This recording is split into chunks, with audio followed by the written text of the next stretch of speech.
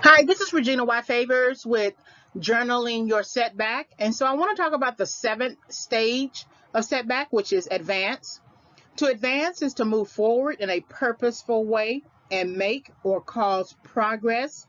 Advancing is a forward and continuous movement. Distractions and entanglements hinder progress.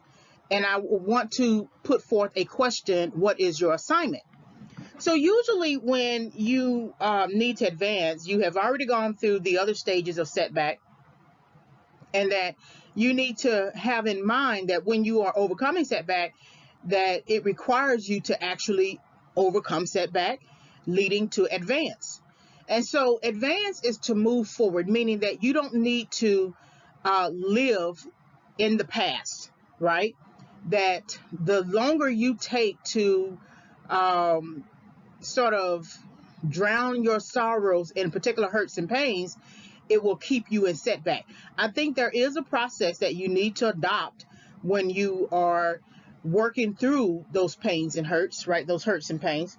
You may need to go to counseling, you may need to journal, you may need to read a book, talk to someone, maybe take a bat and hit a tree. I don't know, but it's up to you to determine what it might be for you, to help you address it. But you have to have the vision in mind of moving forward, and I think that's why people tend to stay in survivor's mode, because we do better surviving than we do overcoming. We don't know the difference.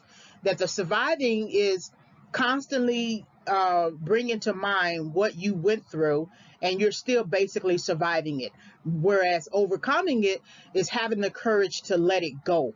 That you've already been through it, you've already survived it, you've already done whatever it is that you needed to do, and that it's time to let it go, leave it behind.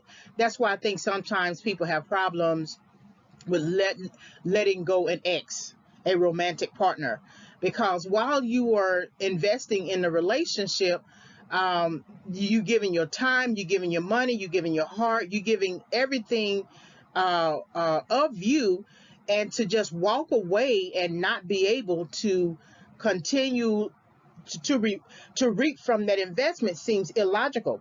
But sometimes you may have to walk away, and sometimes it was just about the investment as maybe a teaching exercise, for yourself, and that it's more important for you to say, this relationship failed.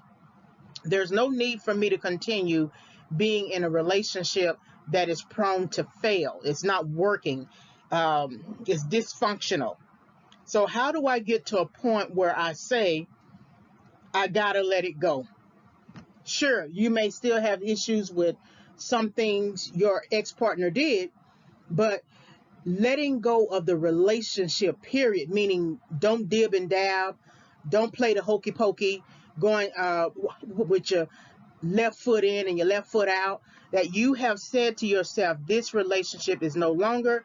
I'm just going to move forward and let him or her find the best person for him or her. And that's what I think sometimes we have a problem with, because we always think we are the best person for that person. And they're saying, no, you're not the best person for me. Actually, this person over here is the better person for me, right? And so when you are thinking about advancing within the context of romantic relationships, uh, you have done all that you can do in that relationship, because if it was going to work, it was going to work. You wouldn't have to pull at it, you wouldn't have to manipulate it, you wouldn't have to cry about it. It would just work. So you may have to let that go. Another example is, moving forward, it's the regular course analogy, right? The education analogy, that you're not supposed to stay in an English course, for example, forever. You only have about two main courses, and then a literature course, and then after that you can go on ahead and move forward, unless you are an English major. So if you're not an English major, why are you staying within the confines of English, right? So after a while you're going to have to move forward. If you didn't pass one course, okay, then you'd have to retake it, because most English courses, the first year composition and then literature tend to be required for graduation, like certain history courses, like the first two or three math courses, they tend to be required for graduation, okay? So eventually you're going to have to pass those courses, which looks at both process and progress. Otherwise, you won't be able to advance, which basically means getting your degree. So when you're thinking about advancing, you also want to think about the distractions and entanglements that may hinder your progress. So what happens is, a lot of times we're so happy about what we're doing and we're doing it well that we say, okay, we can take a break. Well, the problem with that is your learning process still needs to stay consistent. It still needs to stay continual, because you can miss something putting a distraction in the middle of it. And especially if you're trying to work out a particular type of math problem, you're on a particular unit, and it's taking some time for you to work out the understanding of that unit. It could be quadratic equations or something like that. If you take a break just because you do so well on one of the quizzes versus the end of the unit test, is going to mess with your head. You want to get all the way to the unit test and then take a break, versus taking a break after a mere quiz. A quiz is, you can pass with 3 or 4 questions, right? Versus the unit test is going to be much longer. And then lastly, what is your assignment? Many people don't know what their assignment is, what they're called to do. Assignment is very important, that you can either be called to a people, or called to a person, or a people. If you think about Moses in the Bible and Aaron was called to Moses, but Moses was called to the children of Israel, right?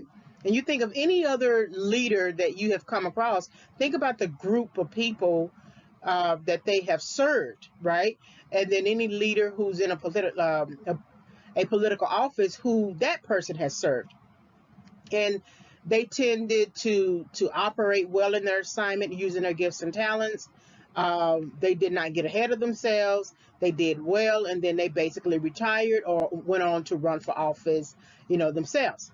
But your assignment, you discover your assignment. That's why it's important to spend some time alone so God can talk to you, because too many distractions will cloud or crowd out what God is trying to teach you about you and his purpose. And you want to know your assignment, because what you are is just as important as where you are. That's why you can have the right gifts and talents and have the right ideas about things, but you can be in the wrong place. Just because an opportunity is a good opportunity doesn't necessarily mean you should take the opportunity. Some opportunities are better where you are, and you build where you are. So that's what I want to leave you with: journaling your setback, the 7th stage of setback. Advancing is to move forward. Think about those distractions that you may have to reconcile and set boundaries with. And then begin thinking about your assignment. What are you supposed to be doing? Where are you supposed to be doing it? How are you supposed to be doing it? And what steps necessary that you should take to begin that. Education is always the first step. Education exposes you to different ideas and belief systems and philosophies, and prepares you step by step for where you are going. That's why I don't always agree that you don't need education. Education can pace you out, especially if you are a person who makes hasty decisions, is very anxious, tends to just, go with the flow without any real structure. Education will give you some structure. Yes, there are many more people who are successful without education, but eventually they had to pick up a book and read it too. That they didn't operate as an entrepreneur and then become a billionaire without reading something, or without receiving a mentor, or taking the time to take a class or 2 when they could. So that's what I want you to think about: journaling your setback, 7th stage of setback, advance, and then let all of these ideas lead you to discovering your assignment. Thank you for listening to this audio.